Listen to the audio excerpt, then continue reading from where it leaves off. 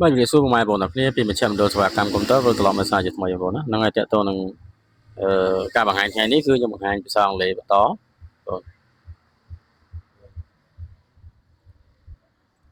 បាទគឺចូលទៅមេរៀនរបស់យើង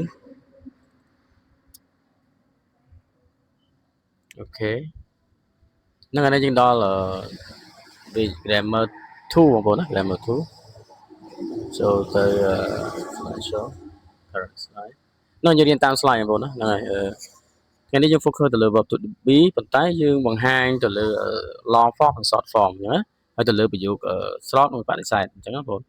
អូខេឥឡូវយើងចាប់ផ្ដើមចូលទៅម្ដងអញ្ចឹងបងប្អូនដឹងហើយ verb to be គឺយើងមានការបែងចែកជា3គឺ am is ហើយនិង are អញ្ចឹងបងប្អូនណាហើយការប្រើប្រាស់គឺខ្ញុំបានបង្ហាញនៅវីដេអូមុនហើយថា am ប្រើមួយអី are ប្រើជាមួយនឹងអ្វីខ្លះហើយ is ប្រើជាមួយអ្វីខ្លះអញ្ចឹងខ្ញុំបានបង្ហាញด้วยណាឥឡូវថ្ងៃនេះយើងសិក្សាទៅលើ long form និង short form របស់ verb to be តែម្ដងអញ្ចឹង positive ឬ affirmative មានន័យថាគឺប្រយោគស្របបងប្អូនណាបើយើងនិយាយស្របវាមានស្របទម្រង់វែងនិងស្របទម្រង់ខ្លីអញ្ចឹងបងប្អូនណាមាន positive affirmative តែ short form អានេះlong form ឬក៏យើងនិយាយបានមួយទៀតថា full form អញ្ចឹងបងប្អូនបាទ singular យើងបញ្ជាក់ថាឯកវចនៈគឺមានដូចជា I am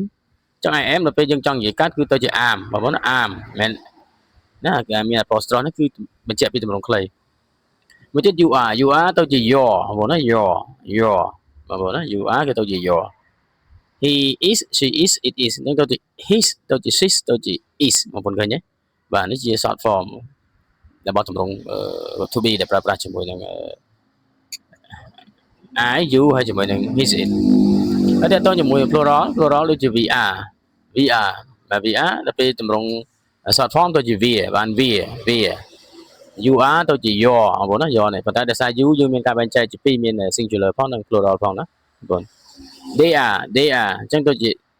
dear បងប្អូនណា short form negative គឺទម្រង់បដិសេធមានដូចគ្នាមាន long form ឬក៏ full form ឬក៏ short form បងប្អូនណាមានទម្រង់ដូចគ្នាបដិសេធនោះបាទអញ្ចឹង sorry បាទអញ្ចឹងគឺតើតើបដិសេធគឺមានទម្រង់ពីរដូចគ្នាមានទម្រង់ពេញនិងទម្រង់កាត់ឬក៏ហៅទម្រង់ខ្លីបងប្អូនណាបាទទម្រង់ខ្លីអញ្ចឹង singular គឺ I am ដែល I am not អញ្ចឹងទៅជា I'm not បងប្អូនណា I am not ទៅជា I'm not you are not ទៅជា you aren't he is not she is not it is not ទៅជា he isn't she isn't it isn't បងប្អូនណាអូខេដល់ plural ម្ដង we are not we aren't you are notទៅជា you aren't they are not they aren't បងប្អូនឃើញទេបាទនេះគឺជាទម្រង់ខ្លីសម្រាប់ប្រយោគបដិសេធនៃការប្រើប្រាស់to be ណាការប្រើប្រាស់ verb to be នេះទៅមុខទៀតអូខេថ្ងៃនេះយើងចង់និយាយអំពីផ្នែកនេះគឺនិយាយអំពី in speech we usually use the short form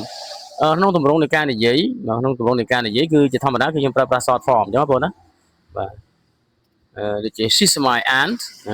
តែបើយើងនិយាយ she is ក៏បានដែរបងប្អូនមែនណាប៉ុន្តែក៏គេបញ្ជាក់សង្កត់ធ្ងន់ focus ថាក្នុងការនិយាយ in speech ក្នុងការនិយាយគឺយើងត្រូវនិយាយ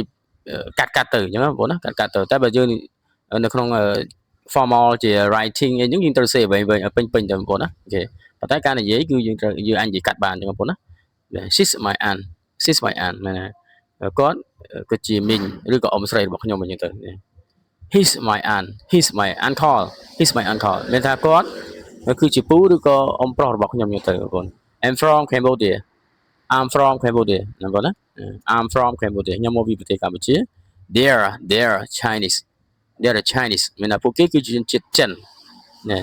ជនជាតិចិនណាបងប្អូនណាអូខេតែបើតើទៅនឹង writing យើងអាចទៅសេពេញមកយើងដាក់ they are Chinese ទៅណាឬក៏ I am from Cambodia ទៅឬក៏ he is my uncle she is my aunt ទៅបងប្អូនណាអូខេ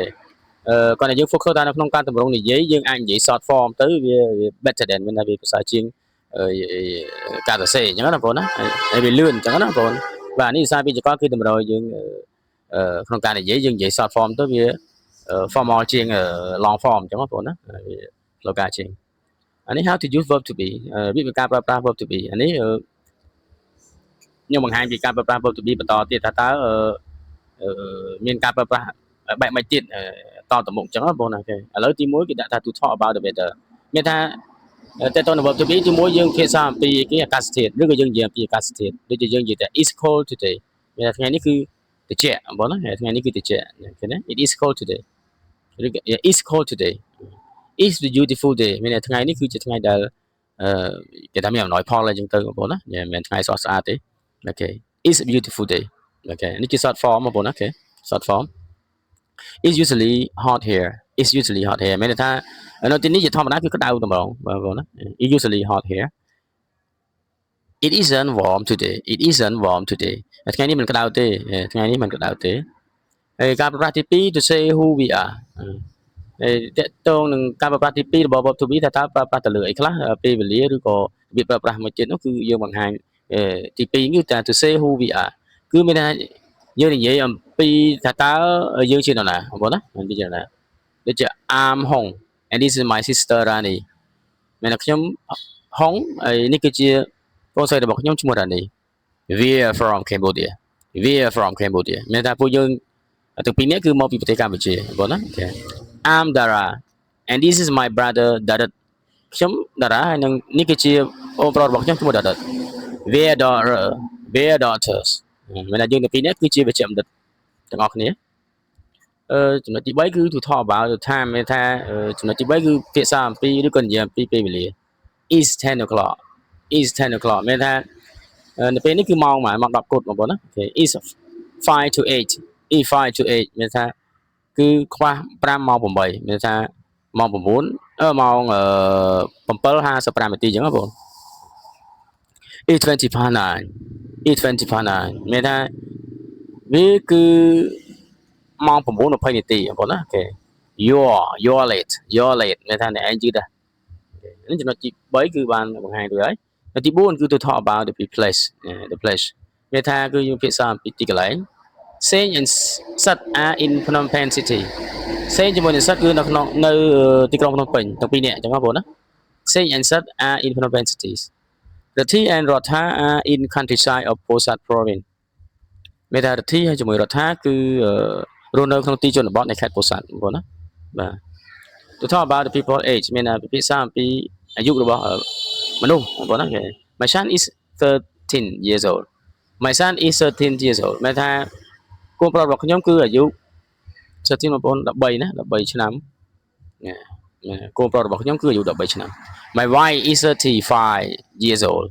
My wife is 35 years old មានថាប្រពន្ធរបស់ខ្ញុំគឺគាត់មានអាយុ35បាទគាត់មានអាយុ35 He is 17 years old មានថាគាត់មានអាយុ17ឆ្នាំបងប្អូនណា He is 17 years old បងប្អូនបាទតើតើនៅការបង្ហាញថ្ងៃនេះខ្ញុំបង្ហាញប៉ុណ្ណឹងបងប្អូនណាតើតើនឹង verb to be ហើយ part 2 នេះគឺបង្ហាញពី long form short form ហើយជាមួយនឹងប្រយោគបដិសេធនិងប្រយោគស្របបងប្អូនណាហើយបន្តមកទៀតខ្ញុំបង្ហាញពីរបៀបការប្រើប្រាស់ to be អញ្ចឹងបងប្អូនហ្នឹងហើយពីមជ្ឈមណ្ឌលសេវាកម្ម Computer មានតែប៉ុណ្ណឹងអរគុណច្រើនបងប្អូនណា